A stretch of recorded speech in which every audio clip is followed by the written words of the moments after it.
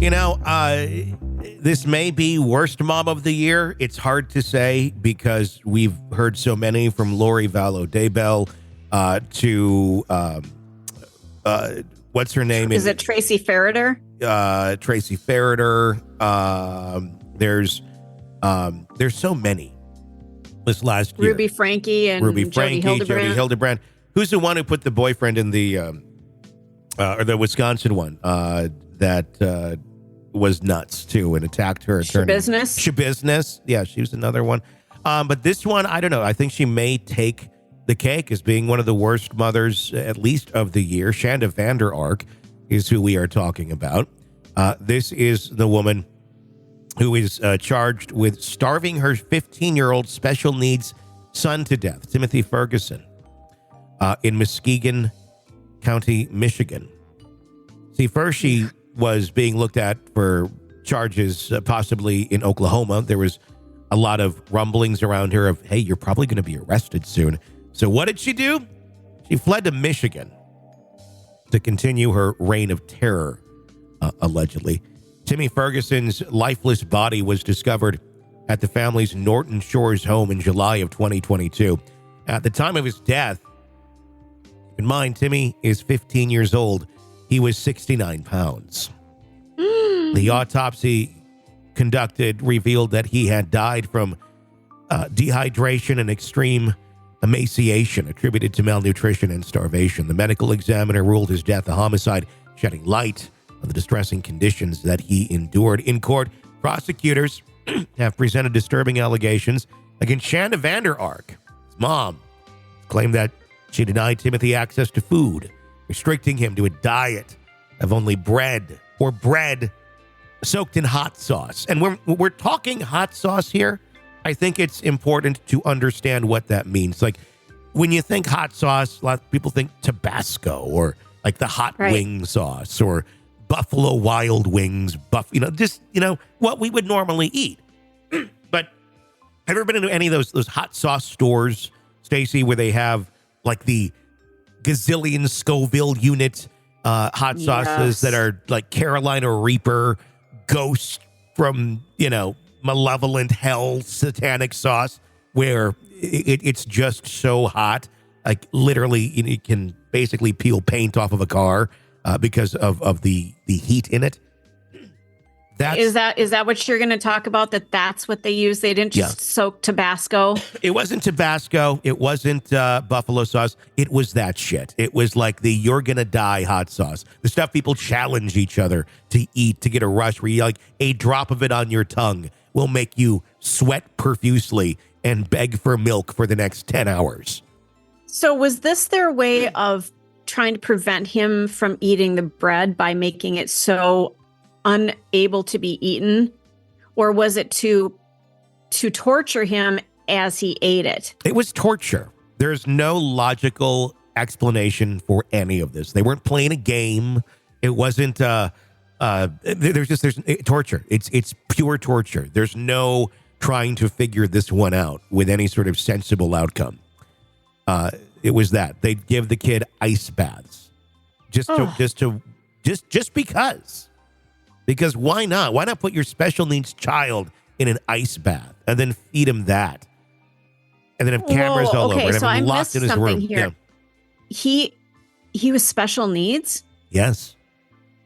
Oh, so I mean, add another layer of depravity to this.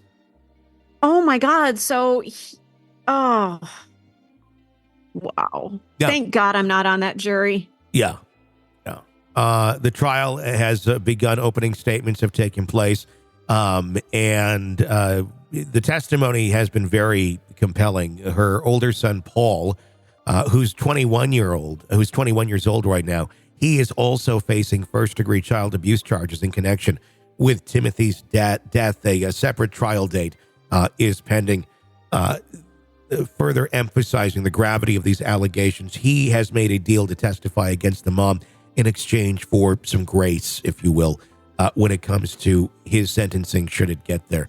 I feel really actually bad for the 21-year-old. In his testimony, this is someone who's a product of this woman. He's 21 now, but this pattern of abuse has been going on when this kid was a minor too. Unreal. So was anything happening to this other kid? Well, they are not discussing that because that's not the case in this court or in this trial. But he feared very much for his own safety, I think. And we're gathering that from his testimony if he didn't follow what mom wanted him to do. She essentially made him her henchman, and God knows what the consequences would be if he didn't follow what she wanted, considering it was just a drop in the bucket to do the hot sauce thing with the kid, with his special needs kid, and all these other absolutely horrible things. So one can only imagine what being brought up by Shanda Vander Ark was for her now 21-year-old son.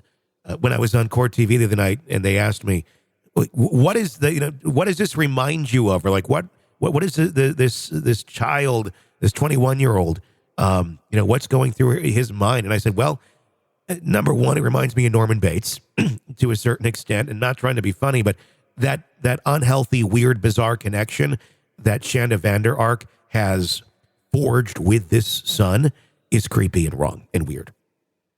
And able to get him to do that sort of bidding. I don't know what else goes on in that relationship. One would almost wonder. But it's clearly, this is a recipe. He was raised by her. This is what she does. This is her extreme, evil, narcissistic tendencies. Would you expect anything less out of the human product that was created by this person? This person needs help. This person needs to be as far away from this woman as possible. I don't know that 21-year-old needs to go to jail or really face a whole lot here. I think he's just as abused as the others and had no choice but to follow out exactly what Mommy Dearest ordered. What a convoluted, horrible story. And this now 21-year-old has this horrible trauma in his life now that he endured this. Who knows what he endured?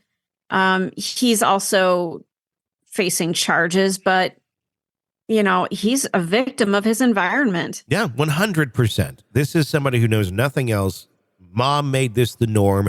This is what you do. This is how you handle it. That's your example. What do you expect else out of this kid?